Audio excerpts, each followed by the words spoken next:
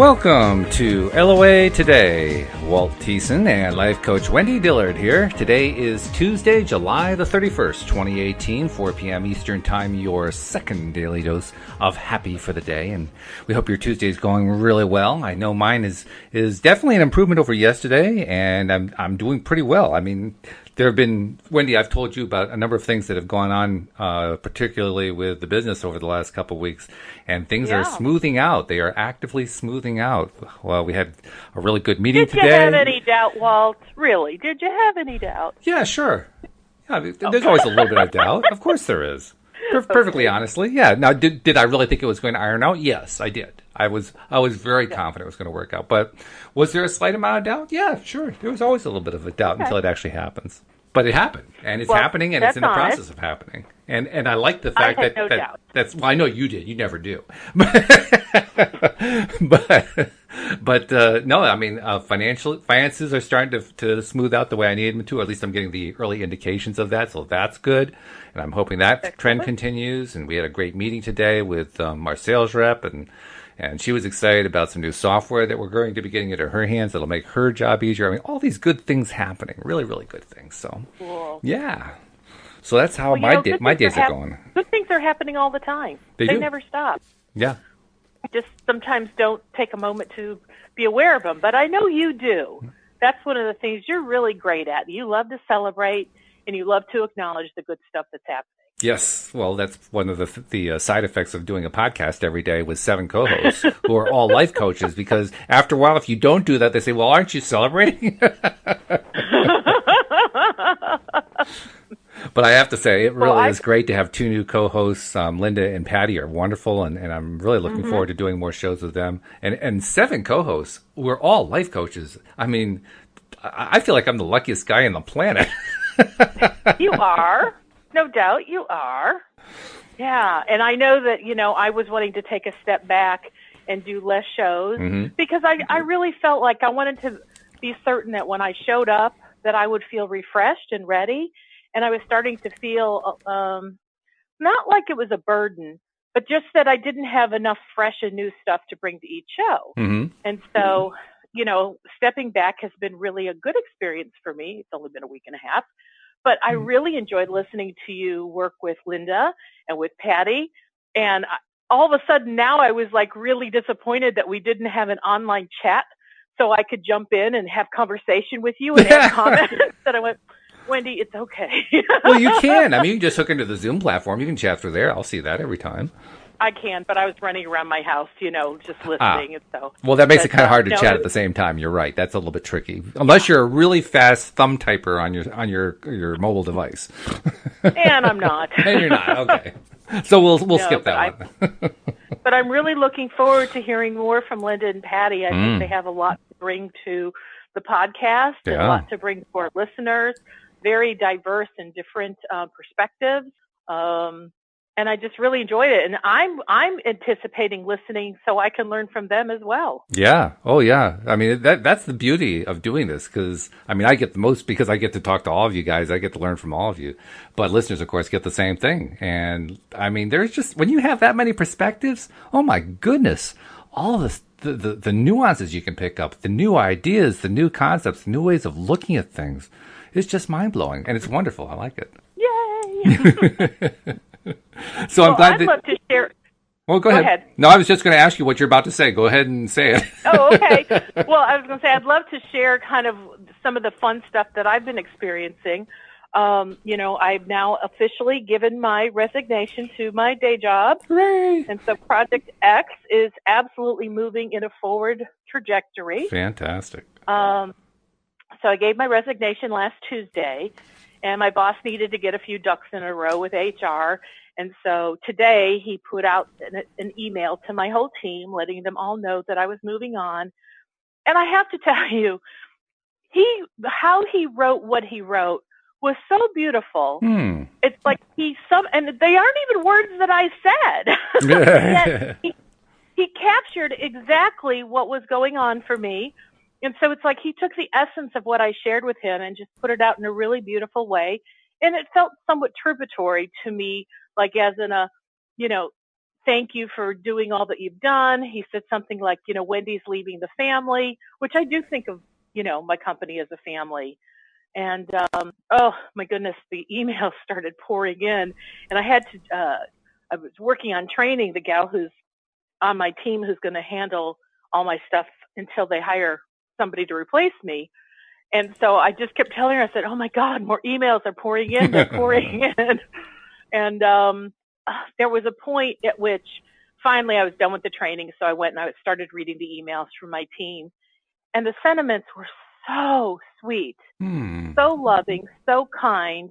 I kind of like hit a patch where there were 3 in a row, and I just started boo-hooing. Oh, wow. Because I was so touched, I just so touched. And it wasn't just like, wow, you're going to be missed and, you have big shoes to fill and blah, blah, blah. And what are we going to do on our team? But there were so many personal comments about me and about what I have meant to them. And I'm like, oh my gosh, this is the part I knew at some point could possibly happen.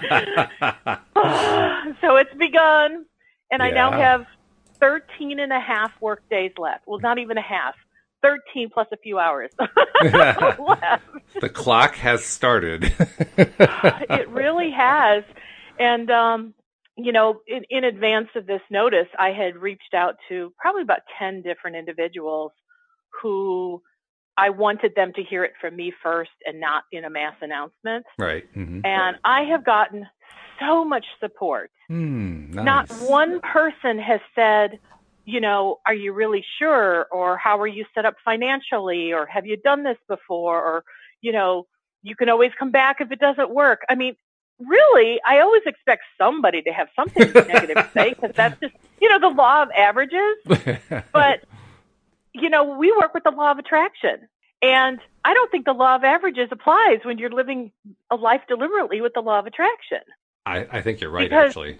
Even this exodus that I'm making, and even the response of those that I have been working with, in a sense, I've been basking in the pleasure of knowing that the people I work with care about me.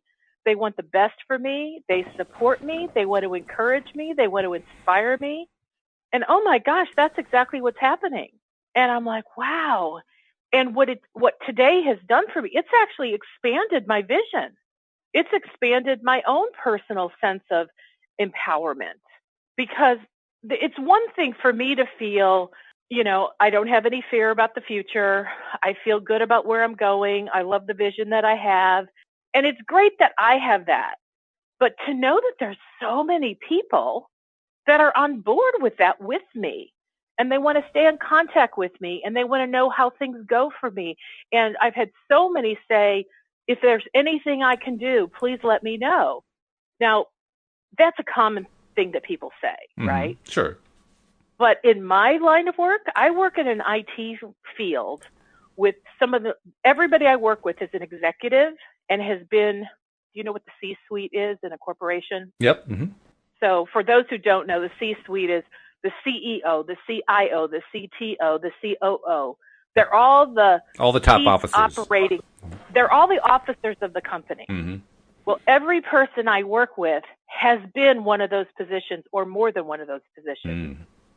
And in the company they work with me in right now, they actually have become advisory coaches to other people who are in the C-suite. Mm-hmm.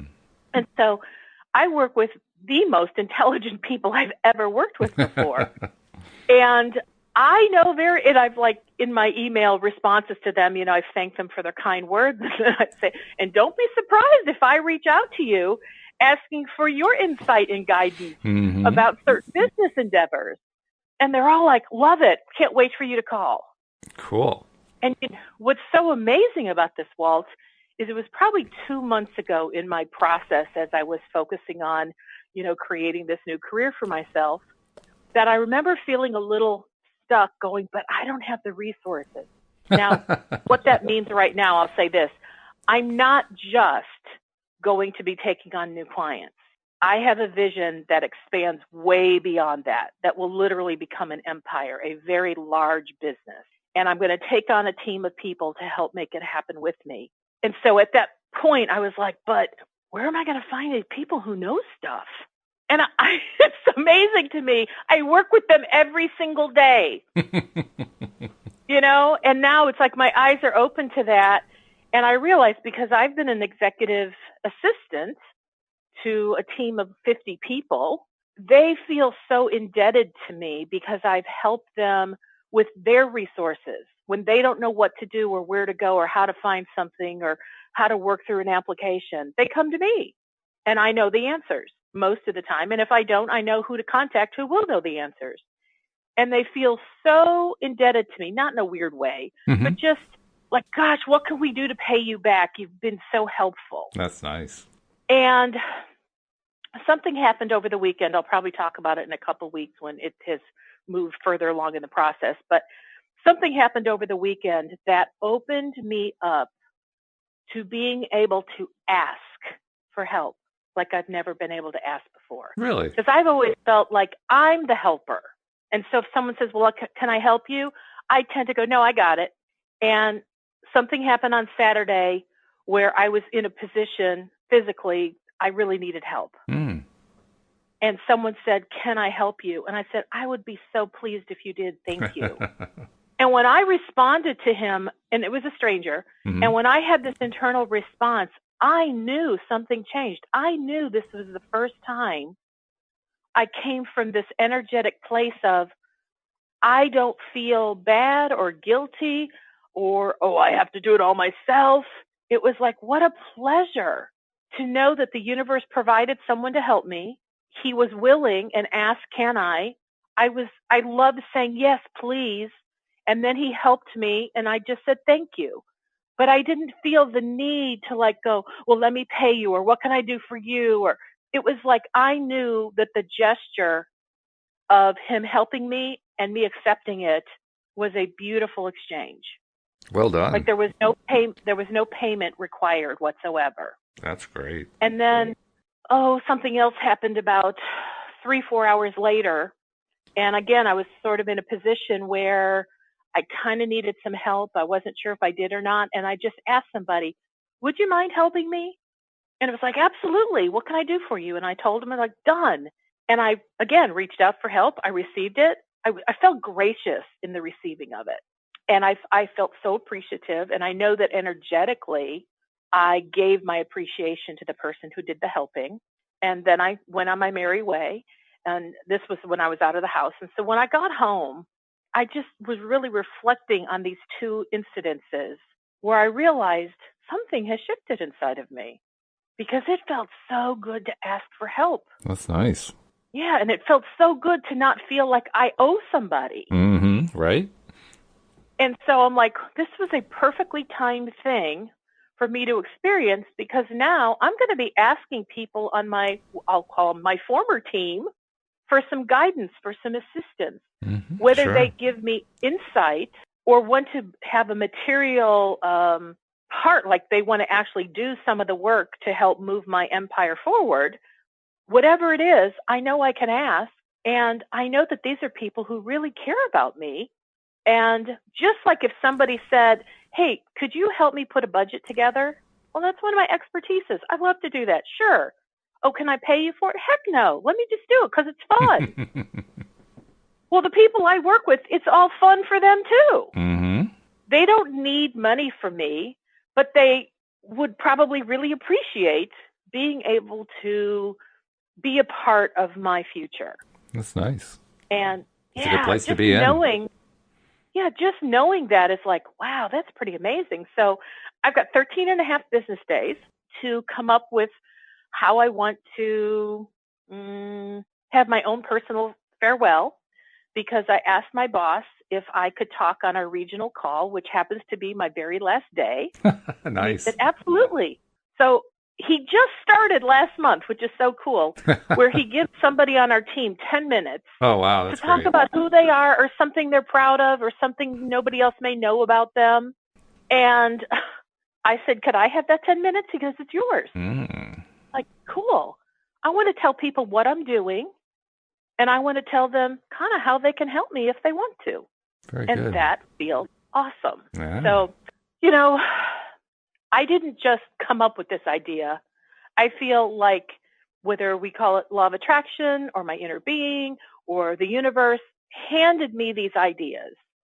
And I feel very excited about the direction that they're taking me because I feel like on day one of my new career experience, I'm going to hit the ground running. I'm not going to go, what do I do now? I'm going to hit the ground running because I'm in the prep work. And it was funny, the gal I'm training right now to kind of work on my role until they get the backfill. She said to me yesterday, she goes, I'll bet it's going to be really hard for you on that first Monday because you won't know. She's like, I mean, you won't know what to do. You're going to miss this place terribly. And I went, no, I won't. She's like, you won't? I went, I have been imagining and preparing and rehearsing for my first day for months, my first week, my first month. I've been preparing for it for months. I said, of course I'll miss the people, but you know what? I'm not going to miss the company. I'm not going to miss the job. I'm not going to go, oh my God, what do I do with myself? I've got it all laid out. It's ready for me. And I don't even have to know the specifics of it today. I just know I've been imagining it for so long. I'm ready to go. I'm ready to go. So very good. Yeah. It feels so good. And after all of the hoopla and all of the discussions we've had about Project X. Yeah, for many months now. It's like, wow, I'm really moving there. And I'm going to keep talking about it because this is not a one and done kind of thing.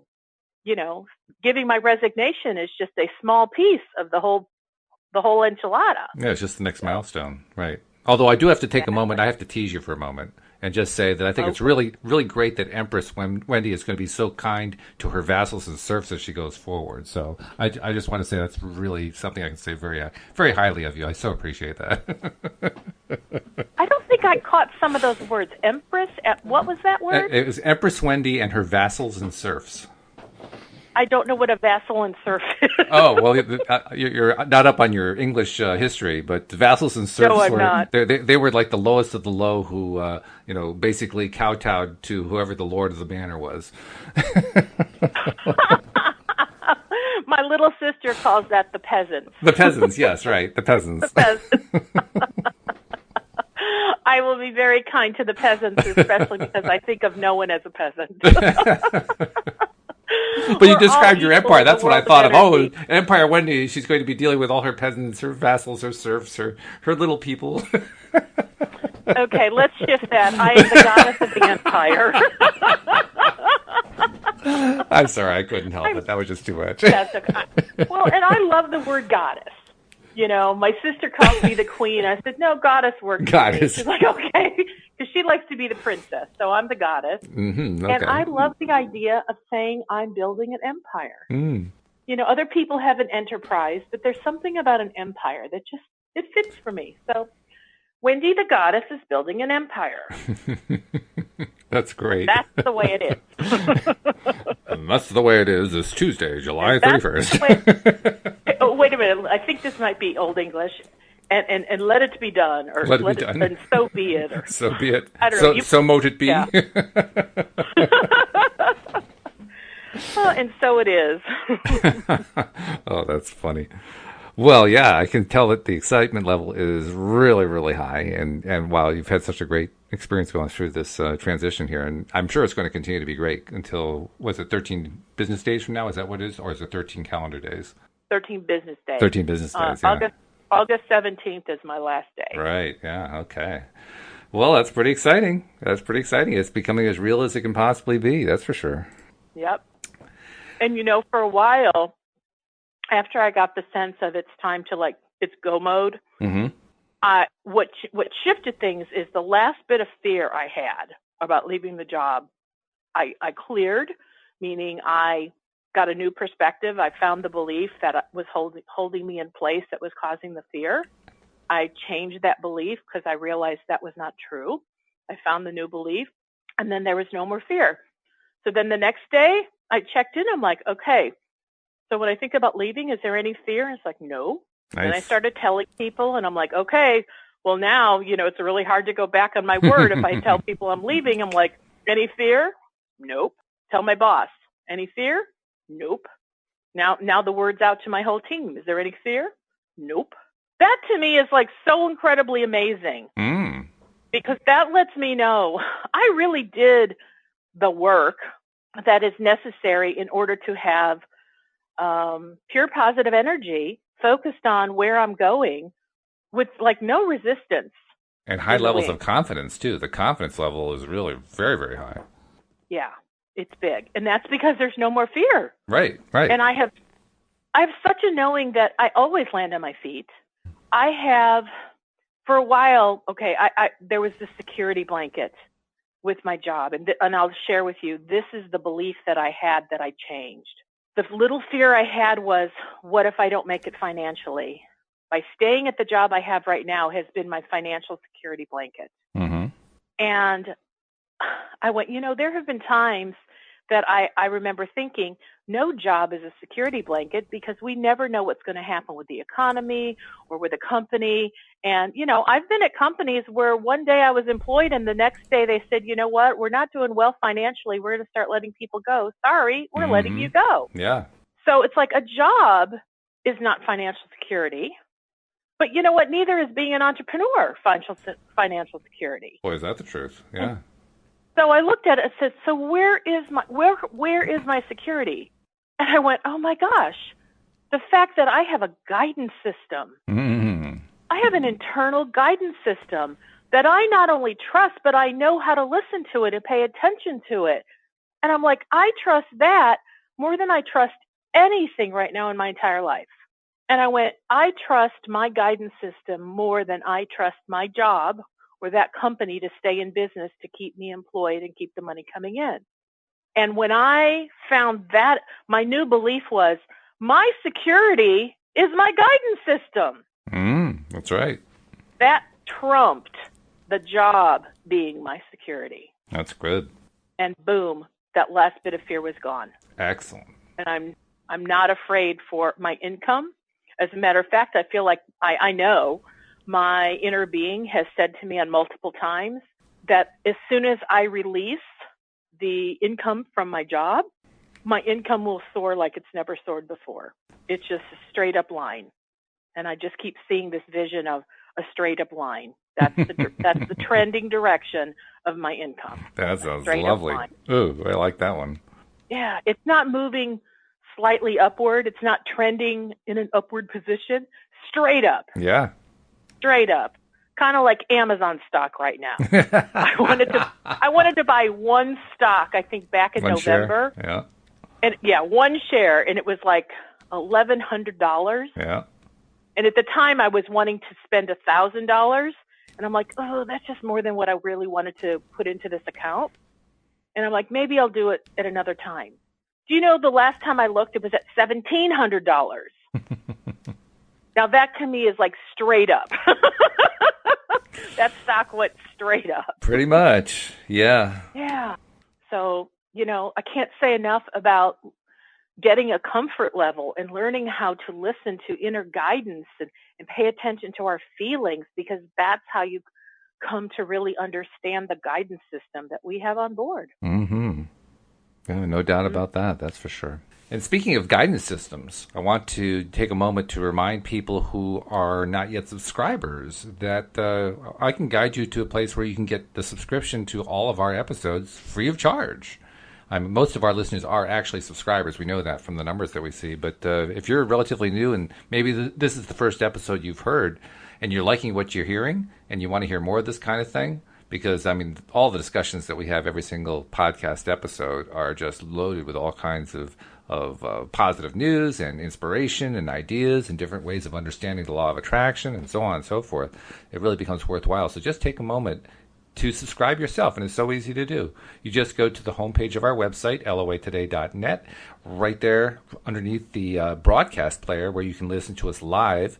You'll see the instructions on how to subscribe. It takes about a minute. It's free. And when you're done, you'll get 45 episodes every single month coming to your smartphone or tablet or whatever device you use.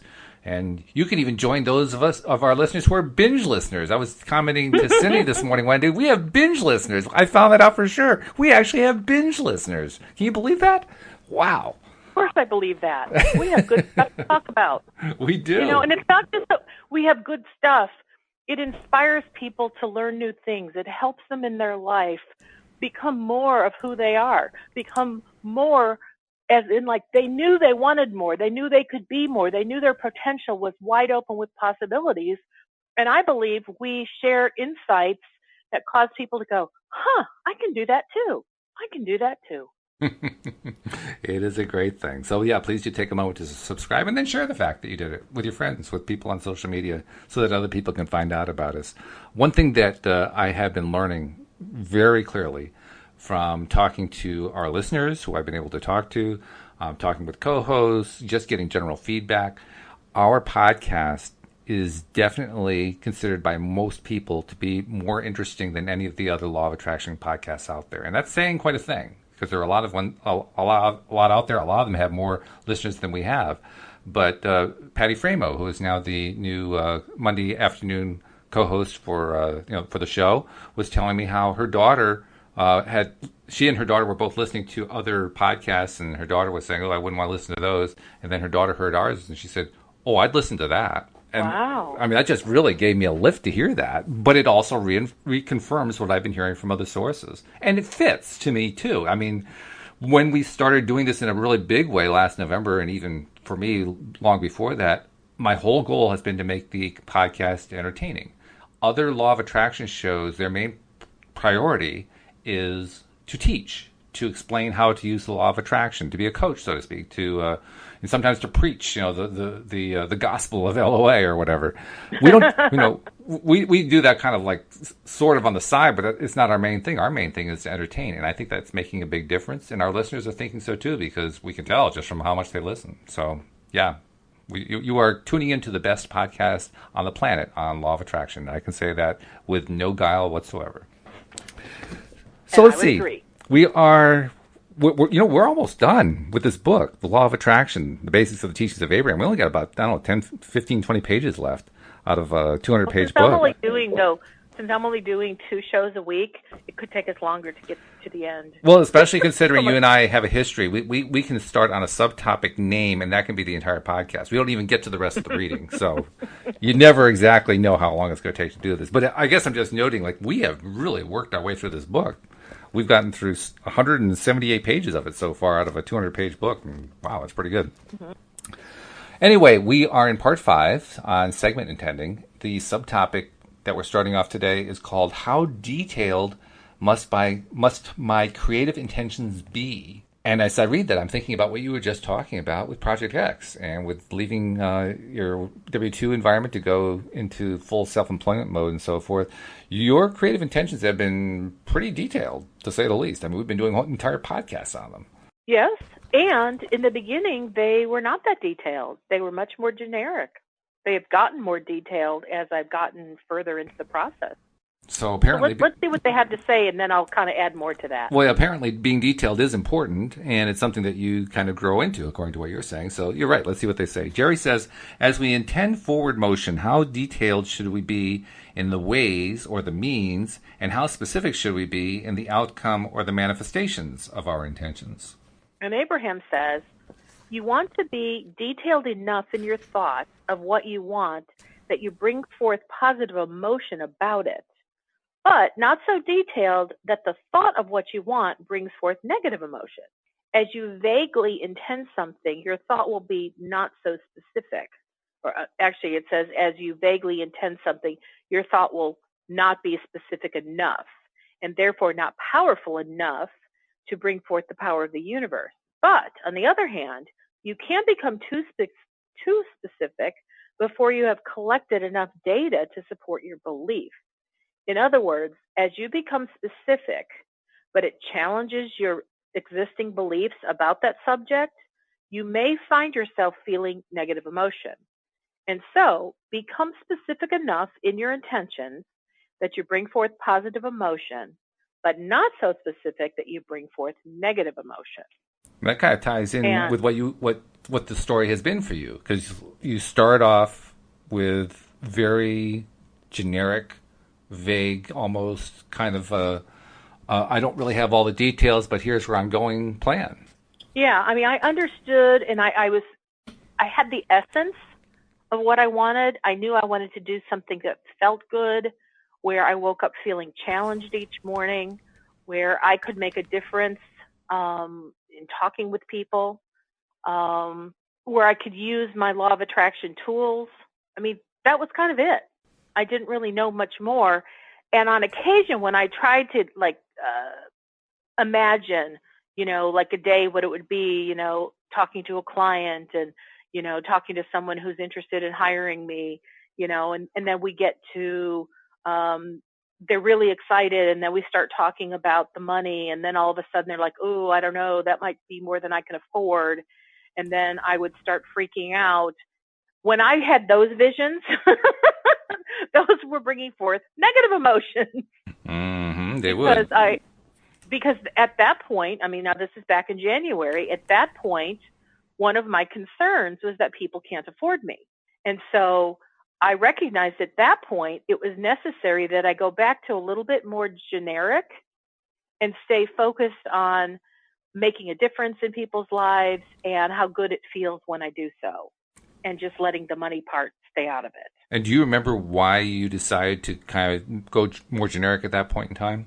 Because I was very aware that as I focused on this vision, and once I got to the point that the money was being addressed, it caused negative emotion in me, because I started focusing on people can't afford me. And when I focused on people can't afford me, that certainly, I knew that was not going to move my vision forward.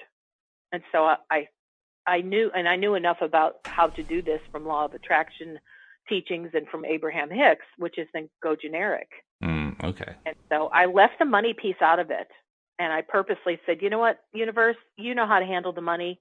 I'm going to stay out of it and stay focused on feeling good. I'm going to stay focused on, I know that, this is moving forward. I know this is in my vortex. I know that I have been desiring this for a long time, so that there's a lot of intensity and motion and momentum to bring this forward. And that to me is more generic.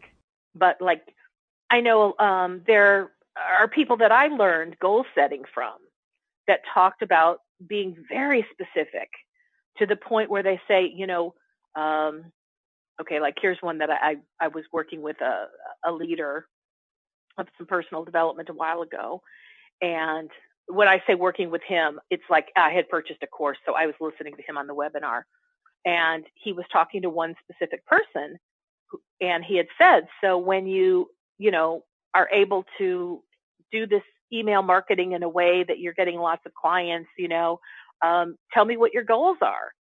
And he said, oh, I want to get, let's just say, a red Ferrari. And he goes, okay, tell me more. So, set your goals, be really positive. And he's like, I see the gold Ferrari sitting on my driveway. And this leader said, tell me when. And, let's say he said September 1st of 2018 at noon. Well, for me, I listened to that and I went, ooh, what this leader is teaching is how to set a goal, but he didn't do what Tony Robbins calls an ecology check. An ecology check? Which is, yeah. So the ecology of that, or, I don't even know why I use that word, except that's what popped in my head. It reminded me of this. But I would say, let's do a belief check. Ah, yes. Okay.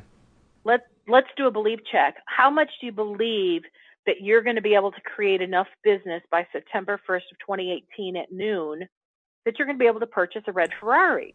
Now, because I read energy, I had already read this guy's energy. And the answer was 0 to none. There's no way, according to his current beliefs, that was going to happen. It was more in what I call the wishful thinking category. Mm-hmm, sure. Which I've come to define as your beliefs are not lined up. They're not really believable. They're more in your wishful, hopeful category. Or more precisely, you don't believe them. Because that's really what it comes down to. You got to believe it. And deep down, you don't believe it. That particular person who was desiring the red Ferrari, I tapped into his energy, and he did not believe that was even possible. Right. It's just something he so wanted so bad. Right. Of course, yeah.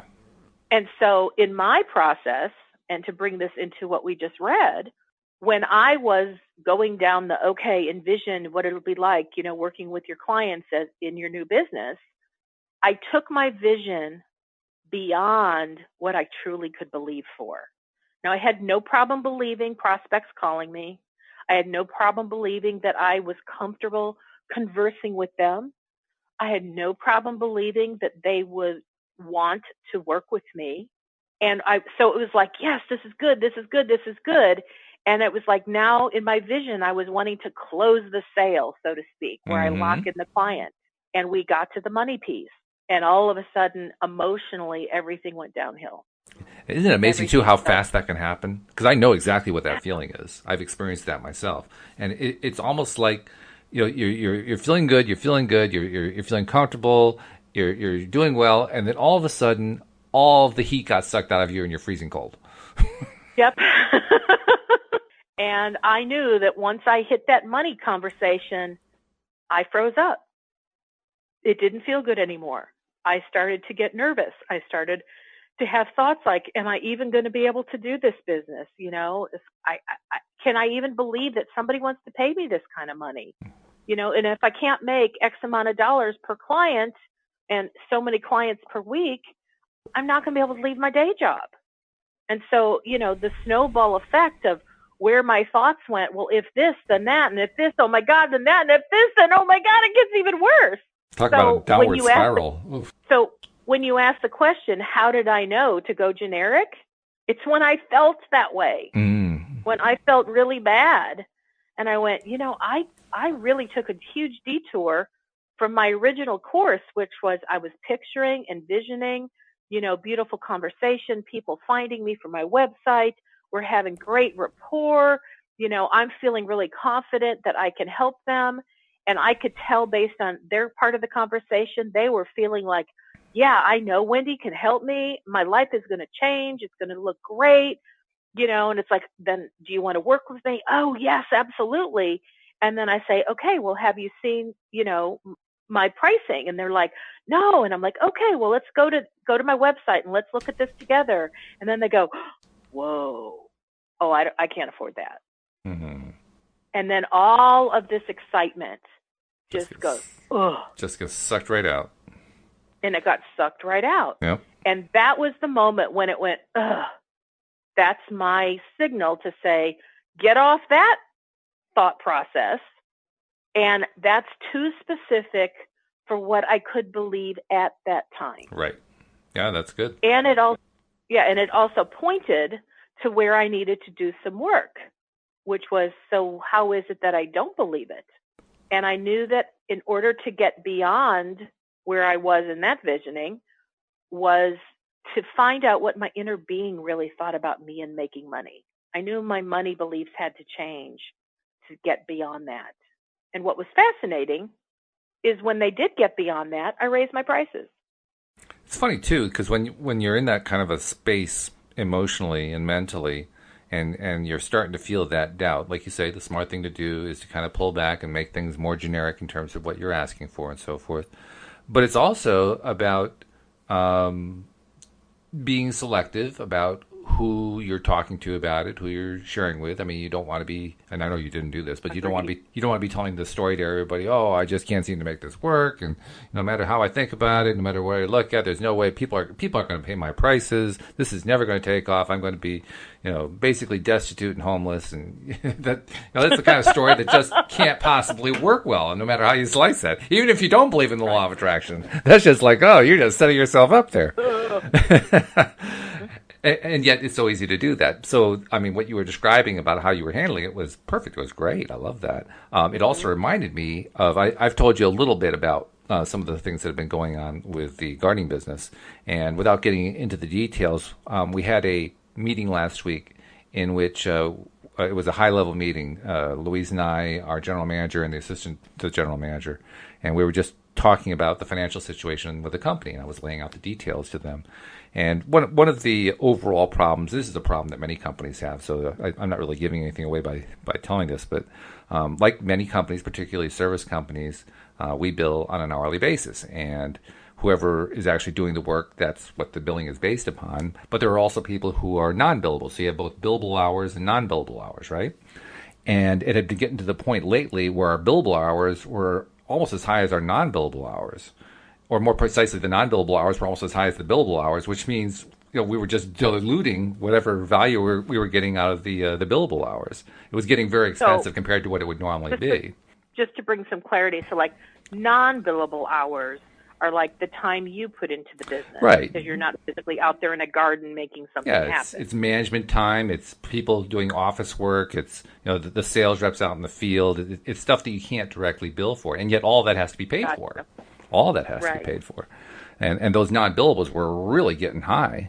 I mean, for our business, we want our non-billables to be about 1/5 out of our billables, and at worst maybe 1/3. And over the last few weeks, they were like 80%, 90%, 100% of our billable hours. It was getting pretty scary there for a bit.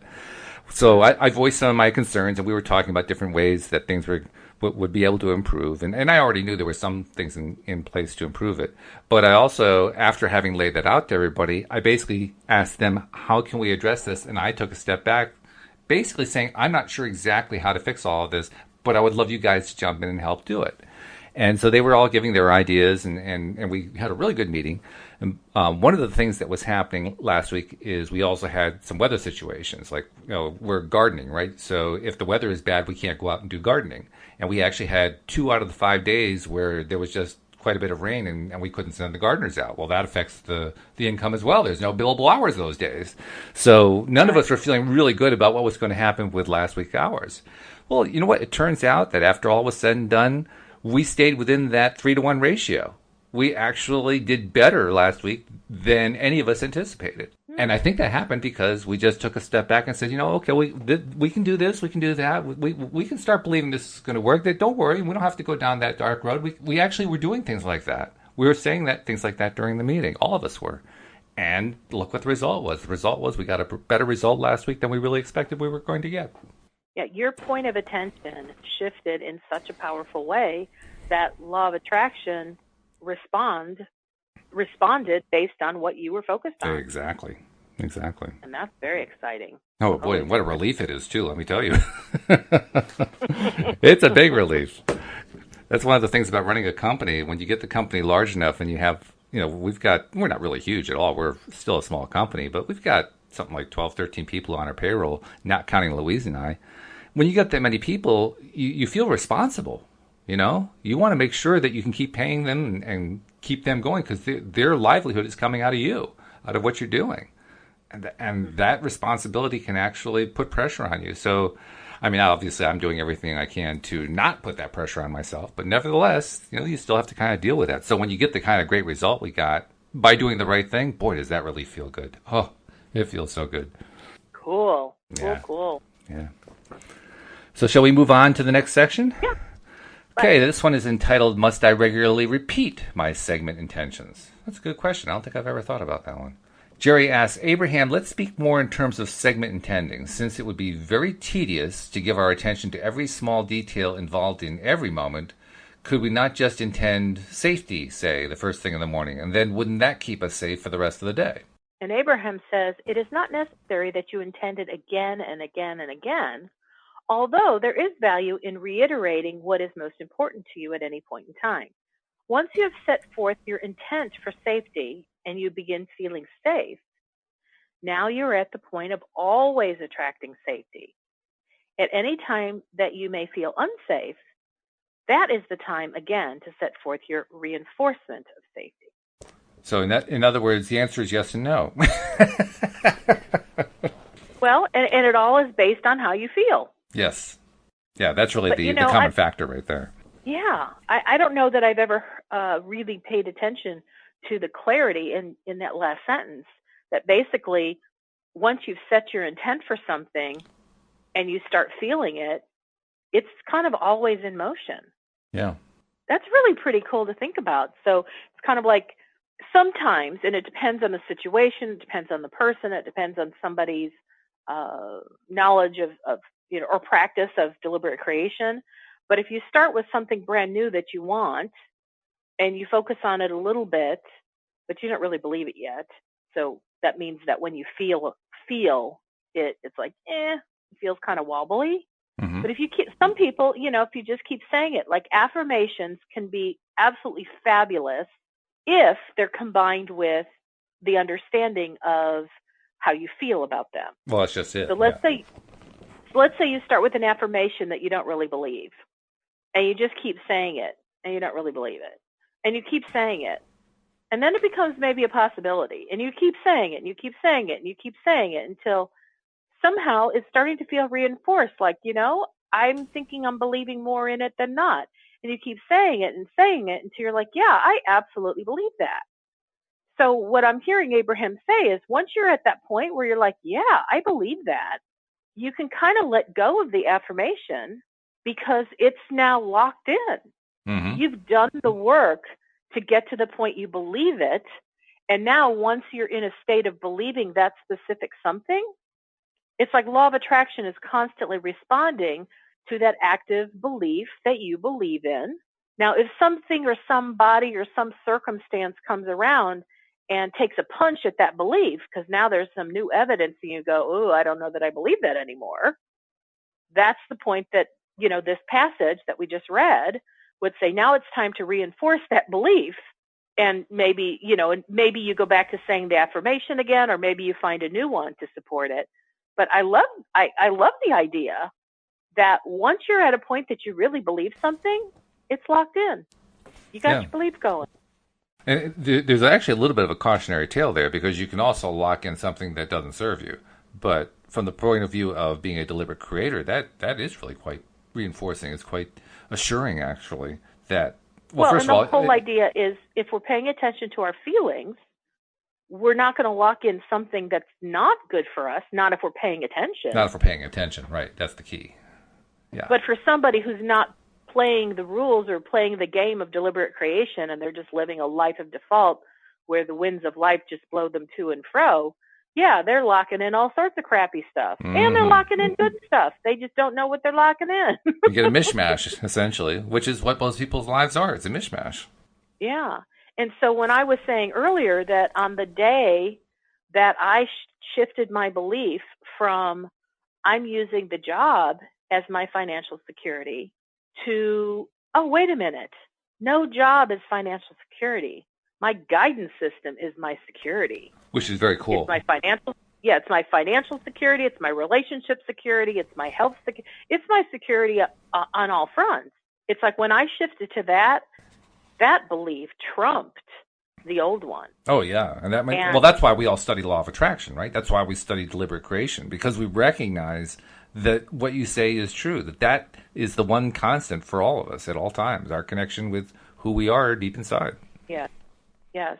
And so I don't affirm that every day now. I didn't even affirm it once.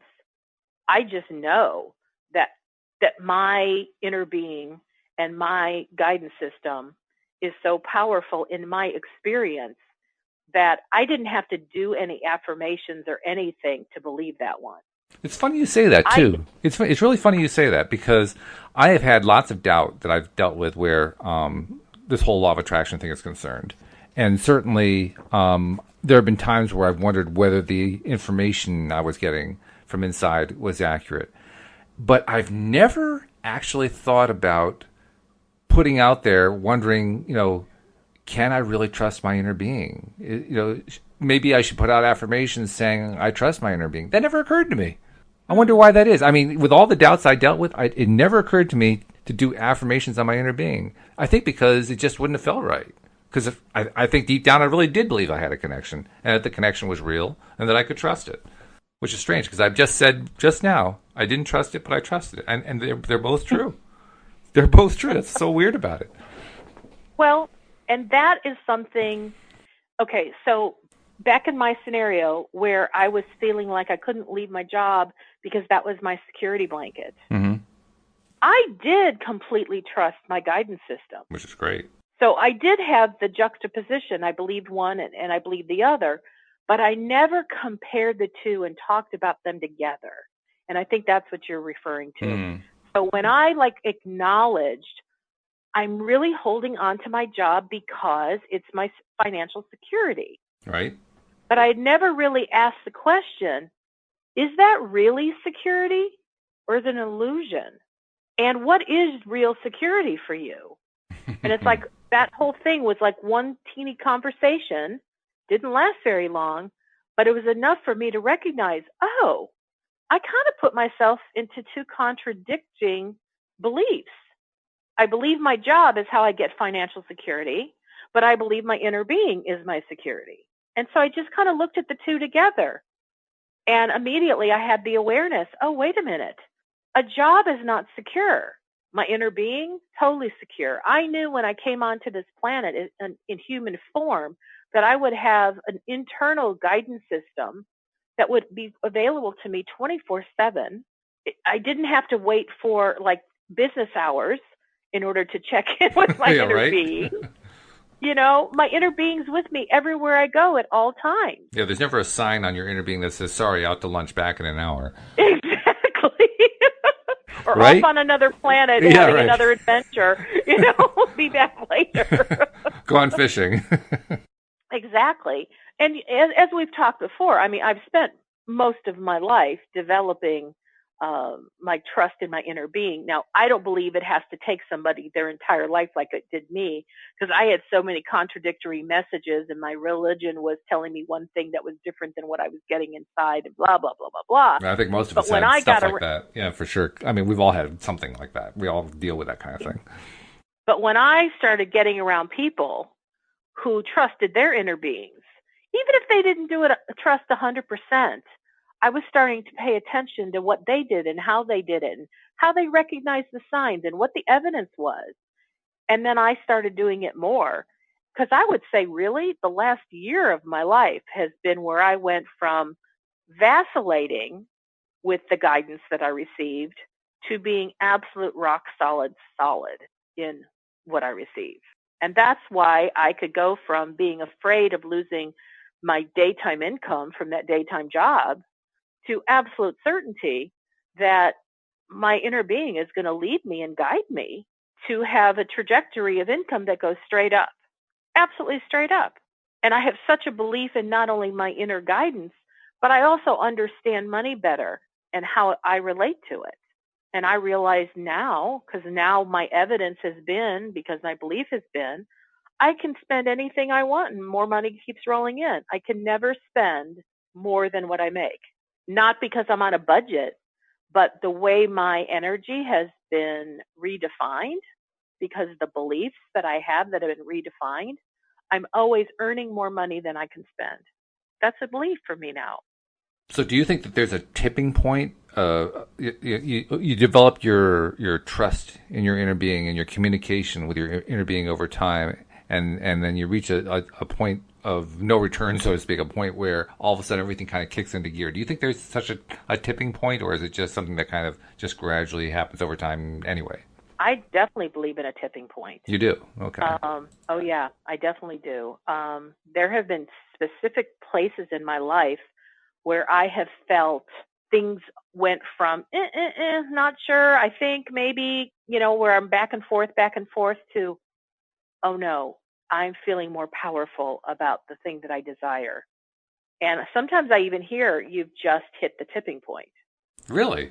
Oh, yeah. Because, I love... You get that as an actual concept like that. I mean, like an actual message, you just reached a tipping point, and it actually comes through that precise? Yeah. Wow.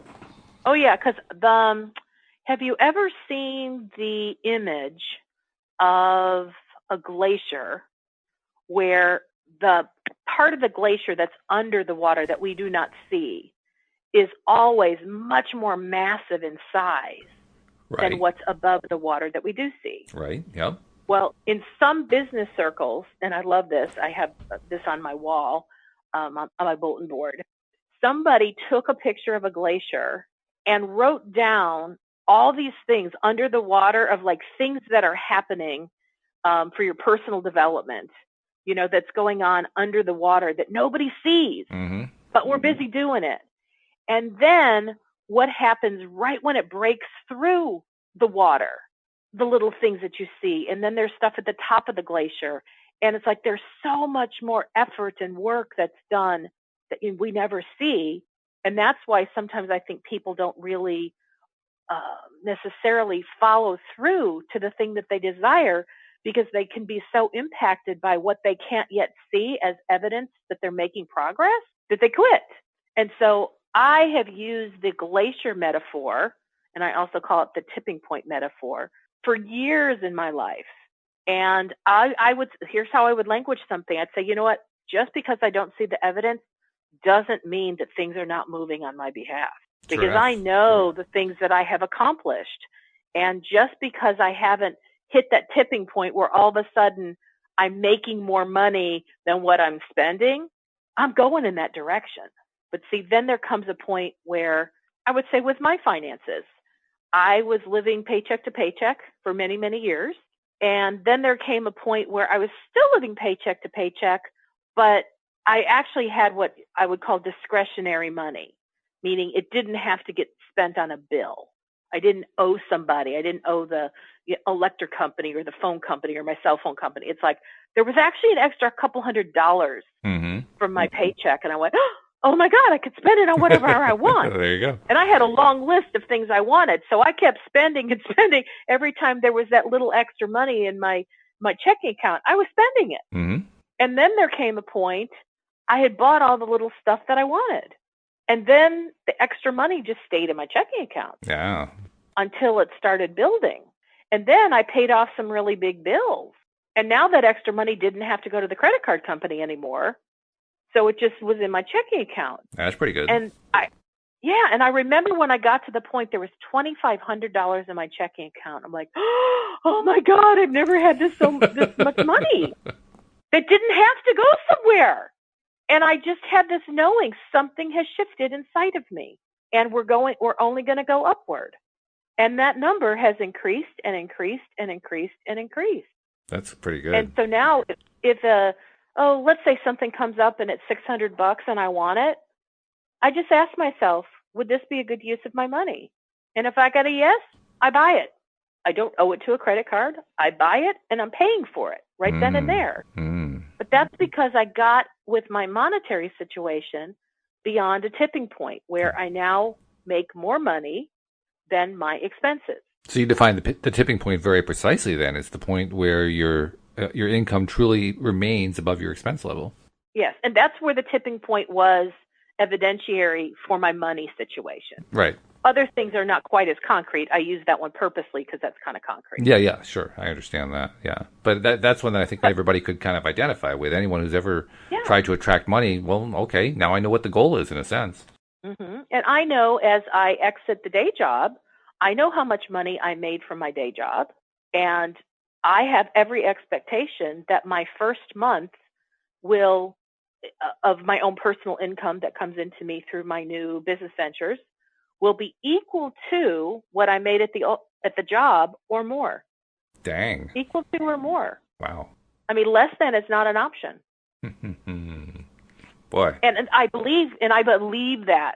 I'm not afraid. Like, I'll be honest with you, Walt. If for some bizarre reason I didn't make as much as I expected, it doesn't change anything for me. Mm-hmm.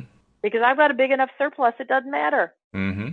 And it'll all work out probably the next month. Which helps reinforce your belief, which means that you make your belief stronger. Absolutely. So I'm way beyond the tipping point when it comes to the money scenario. Right, yeah. Okay. But I have like how much I weigh.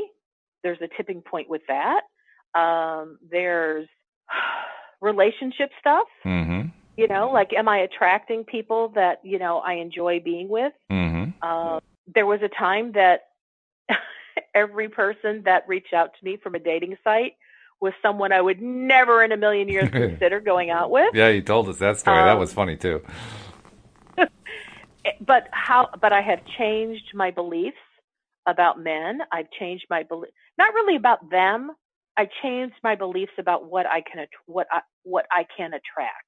Which is and now I receive things that are much more aligned. Oh my God, I'm just looking at the time. We're like over time. Did you know that? We actually are, yes, but that's okay. I'm just going to have to do some really serious editing. I'm going to have to say thank you very much, and we'll invite you back next time here on LOA Today. Goodbye, everybody. Bye-bye for now.